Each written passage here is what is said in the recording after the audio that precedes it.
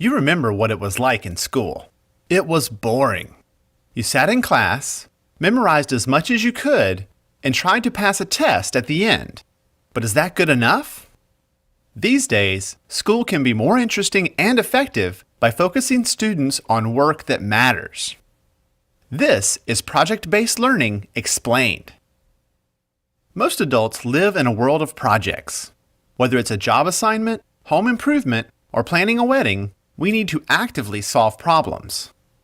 But unfortunately, schoolwork looks more like this than this. Let's take a look at this project-based world. Meet Claire. She was recently presented with a challenge. Her company, Super Suds, makes soap, and it was up to her to find the most earth-friendly way to produce it in the future. Her boss gave her a budget and a few requirements, and it was up to her to come up with a solution. She organized and managed a team who researched the options and created materials summarizing the issues. Claire's team asked for feedback and presented their findings to the boss. Claire came out of the project looking like a rock star, and she learned a lot about green products. If you look closely, Claire's success involved critical thinking, collaboration, and communication, things that aren't often taught in traditional classrooms. The world needs more Claires, so how do we get them? The answer is project-based learning, or PBL.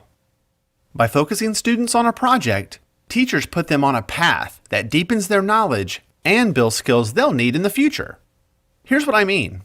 Mr. Simmons has always been a good science teacher, and his students do well on Friday's tests. Unfortunately, what they learned was gone by Saturday morning. That wasn't good enough for him.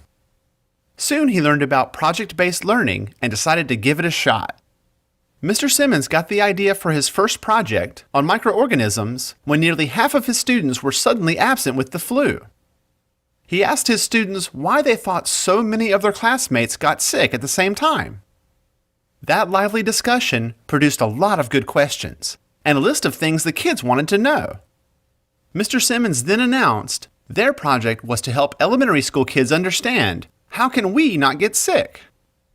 After dividing the class into teams, he got them started on the project.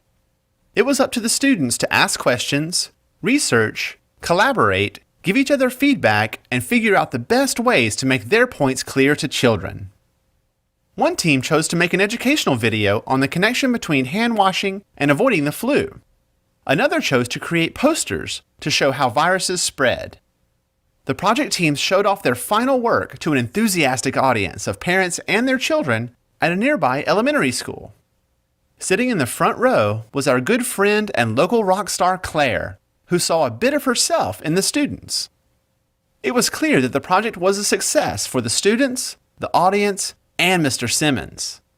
His students practiced critical thinking, collaboration, and communication.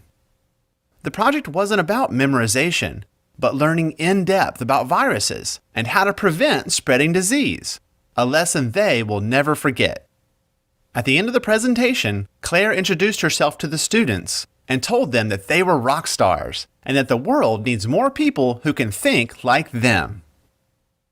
To learn more about project-based learning, go to BIE.org.